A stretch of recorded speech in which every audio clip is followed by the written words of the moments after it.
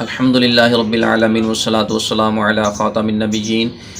وعلی آلہ واصحابہ اجمعین، اما بعد فاعوذ باللہ من الشیطان الرجیم، بسم اللہ الرحمن الرحیم۔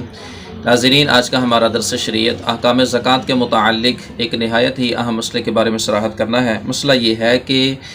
اگر کسی بندے کے رشتہ دار زیادہ محتاج ہوں، مستحق زکوٰۃ ہوں، مثال کے طور پر بھائی بھی مستحق زکوٰۃ ہے، چچا بھی مستحق زکوٰۃ ہے، پھپھے بھی مستحق زکوٰۃ ہے، ماموں بھی مستحق زکوٰۃ ہے، رشتہ دار بھی مستحق زکوٰۃ ہیں، تو ایسی صورت کے اندر اس شخص کے لیے افضل طریقہ کیا ہے کہ زکوٰۃ دینے کے اندر سب سے پہلے کن کا انتخاب کرے، زکوٰۃ کن کو پہلے دے اور کن کو بعد میں دے۔ تو اس حوالے سے بھی علماء نے اس ترتیب کی صراحت بیان فرمائی ہے اپنی کتب کے اندر کہ بھئی زکوٰۃ دینے کے اندر افضل یہ ہے کہ ان رشتہ داروں کو پہلے زکوٰۃ دی جائے۔ چنانچہ اس حوالے سے فتاوی عالمگیری کے اندر جلد 1 صفحہ نمبر 190 دارالفکر بیروت، تو اس میں یہ ترتیب جو ہے وہ بیان کی گئی ہے۔ چنانچہ اس میں اس بات کی صراحت فرمائی کہ والافضل فی الزکوٰۃ والفطر والنذور الصرف اولا الی الاخوۃ والاخوات ثم الی اولادہم ثم الی الاعمام والعمات ثم الی اولادہم ثم الی الاخوال والخالات ثم الی اولادہم ثم الی ذوی الارحام۔ مفتی امجد علی اعظمی رحمۃ اللہ تعالی علیہ نے اس عبارت کا جو ترجمہ بہار شریعت میں کیا ہے وہ بڑا پیارا آپ نے جو ہے وہ اس کا ترجمہ کیا ہے، لہٰذا اسی کو میں آپ کے سامنے رکھتا ہوں۔ فرمایا کہ صدقات واجبہ، فرمایا زکوٰۃ وغیرہ صدقات میں افضل یہ ہے کہ اولاً اپنے بھائیوں بہنوں کو دے، پھر ان کی اولاد کو دے، پھر چچا اور پھوپھیوں کو،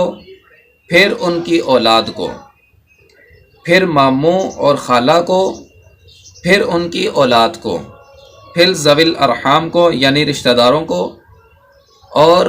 اگر ان میں بھی کوئی نہ ہو تو پھر پڑوسیوں کو، پھر اپنے پیشہ والوں کو، پھر اپنے شہر یا گاؤں کے رہنے والوں کو زکوٰۃ دے۔ تو یہ ترتیب آپ نے بیان فرمائی ہے علماء کی تصریحات کے مطابق کہ کوشش کی جائے زکوٰۃ دینے کے اندر جو زیادہ قریبی رشتہ دار ہوتے ہیں، جو بہن بھائی ہیں، یہ انسان کے سب سے زیادہ قریبی ہیں، مستحق زکوٰۃ ہونے کے اندر یہ سب سے زیادہ قریبی ہیں، تو لہٰذا سب سے پہلے بہن بھائیوں کو دی جائے، پھر آگے ان کی اولادوں کو دی جائے، ٹھیک ہے۔ اس کے بعد جو ہے پھر جو ہے نا وہ چچا اور پھر پھوپھیاں یعنی جو والد محترم کی بہن ہے، جو بھائی ہیں پھر وہ زیادہ مستحق ہیں، پھر آگے جو ان کی بہنیں ہیں وہ زیادہ مستحق ہیں، پھر آگے آ جائیں تو پھر آگے جو ماموں ہوتے ہیں، جو ماں کے بھائی ہوتے ہیں وہ، جو ماں کی بہنیں ہوتی ہیں وہ،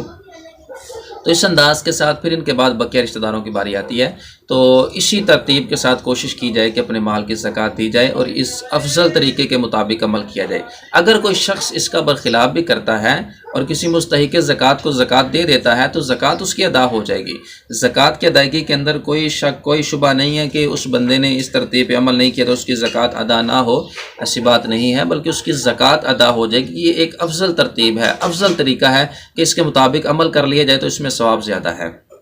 چنانچہ اس حوالے سے رسول پاک صلی اللہ علیہ وسلم کی حدیث بھی ہے، ارشاد فرمایا کہ اے امت محمدیہ، قسم ہے اس کی جس نے مجھے حق کے ساتھ مبعوث کیا، اللہ تعالیٰ اس شخص کا صدقہ قبول نہیں فرماتا جس کے رشتہ دار اس کے سلوک کرنے کے محتاج ہوں اور یہ غیروں کو دے۔ قسم ہے اس کی جس کے دست قدرت میں میری جان ہے، اللہ تعالیٰ اس کی طرف قیامت کے دن نظر رحمت نہیں فرمائے گا۔